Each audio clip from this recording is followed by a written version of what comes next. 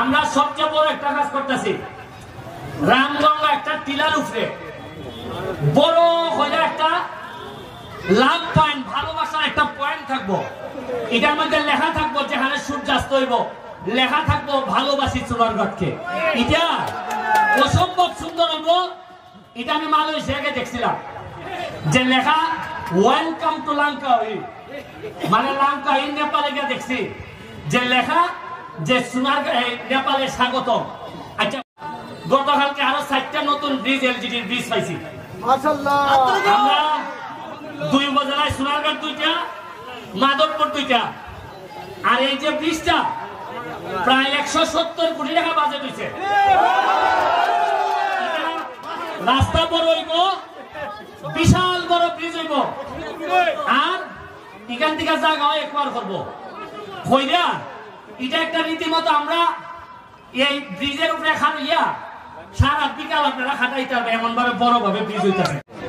আপনারা যারা যা কমপ্লেইন আছে, কি কি কমপ্লেইন লিখিত আকারে লিখিয়া, ব্যক্তিগত না, এলাকার স্বার্থে কমপ্লেইন। যেমন ধরেন এলাকার স্বার্থে কিতা যে বাইসা বিজ্ঞানের মধ্যে এরা গাঞ্জার একটা আস্তানা বানাইছে, অথবা বাইসা এই রাস্তা দিয়া আবার বাইসা আমি জানি ইখান দিয়ে এরা অবৈধভাবে বালু তুলে, ইখান দিয়ে এরা অবৈধভাবে মাটি টানে। পৌরসভার মধ্যে বাইসা গাড়ি ঢুকলো বিদেশি মানুষের কাছ থেকে 200 টাকা চান্দা নেয়। এগুলা নিয়ে কমপ্লেন নিয়ে কালকে মধ্যবাজার থাকবা। আমরা আপনার সাথে আলোচনা করতাম চাই কিতা কিতা আমরা পারবো, কিতা কিতা আমরা পারতাম না। আমরা নেতৃবৃন্দের সাথে আপনাদের চৌকে চৌকে চাইয়া মাত হইব পরিষ্কার। মানুষে কয় ভবিষ্যতের নেতৃত্বের মডেল কোনটা? আমি কইছি ওই যে সোনারঘাটের যে মডেল চলতেছে ওইটা। সারা বাংলাদেশের মানুষের দেখে আমরা কিতা করি, তা আমরা দেখাইতাম না আমরা কিতা করি। আপনি রিক্সাওয়ালা হন, আপনি দিন মজুর হন, আপনি একেবারে কোনো সম্পদ নাই আপনার। এই পর্যন্ত আপনার কথা কোনোদিন কোন মেম্বারে উঠছে না, অসুবিধা নাই। কালকে এমপি হিসাবে থাকবো আমি। আমার দ্বারা ইয়া কারেন্ট নাই, আমার দ্বারা ইয়া লিখিত লেখকে লইবা কেমনে আনবা। আমি আমার পিএস দিয়া সব সমস্যা আমি হাতে হয়ে লইছি বিঘা টাকা বইয়া বইয়া, নাম মোবাইল নম্বর আর সমস্যার কথাটা নিজে লিখতে না পারলে নিজের ফুলিলে ফুলালে কইবা যে পড়াশোনা জানে, যে পুত্রে লিখতে দে। খেটা খেটা যে সমস্যার কথা কইবা এর গরো মেট্রিক পাস ফুলা আছে কিনা, মেট্রিক পাস ফুরি আছে কিনা আমারে জানাইবা। ফুরিটা থাকলে সেলাই মেশিন ভালো পারে কিনা আমারে জানাইবা। কুস্তা হওয়ার লাগতো না, কাগজটা দিয়া দিবা। এমন হয়তো পারে রাত 8টার সময় গিয়া আমি ঠিকানায় গিয়ে আমি নক করবো, গিয়া ওই মনে নেই আপনার সেলাই মেশিন খান নেই। আমরা 5 লাখ টাকার সেলাই মেশিন কিনতেছি, আমরা 10 লাখ টাকার রেইনকোট কিনছি। পৌরসভার যত রাতে পাহারা দেয় সবাই অলরেডি রেইনকোট দেওয়া হয়ে গেছে। সবগুলা চা বাগানও মহিলাদেরকে রেইনকোট দেওয়া হয়েছে। আমরা গতকালকে আরো 4টা নতুন ব্রিজ, এলজিডির ব্রিজ পাইছি আমরা। 2 উপজেলায় সোনারগাঁও 2টা, মাধবপুর 2টা। আর এই যে ব্রিজটা প্রায় 170 কোটি টাকা বাজেট হয়েছে। রাস্তা বড় হইব, বিশাল বড় ব্রিজ হইব। আর এখান থেকে জায়গা একবার করবো কইরা। এটা একটা রীতিমতো আমরা এই ব্রিজের উপরে খাইয়া সারা বিকাল আপনারা খাটাইতে হবে, এমন ভাবে বড় ভাবে ব্রিজ হইতেছে।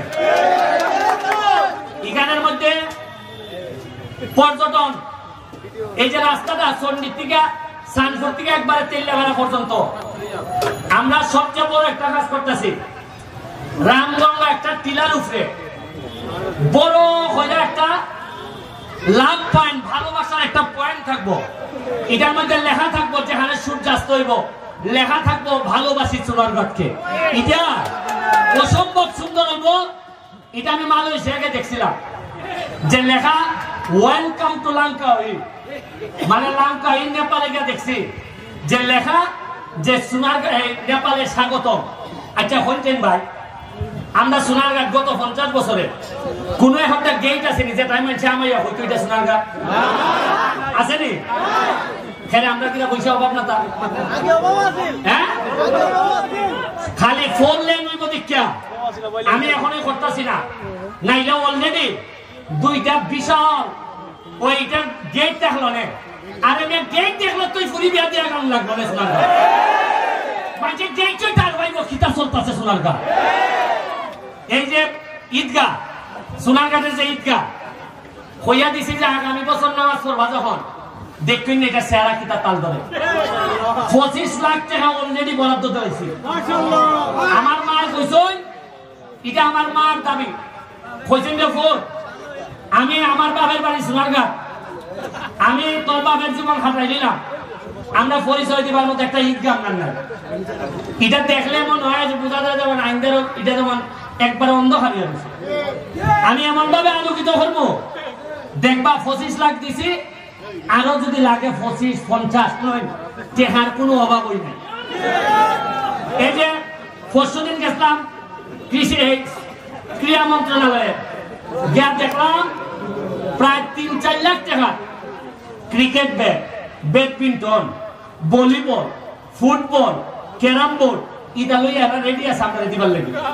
আচ্ছা আগে কোনোদিন শুননি যে এইভাবে 5 লাখ টাকার খেলার মাল আছে এখানে তো ফুটবলাররা আছেন বহুত পুরান হ্যাঁ বুঝছেন নি আগে কি তো জানেননি হ্যালো 5 লাখ টাকার বল লাগছে কিতা করন সাহেব আরে আমরা দেখা বল খেলা নাই কিন্তু 4 টাকা দিয়ে খাচ্ছে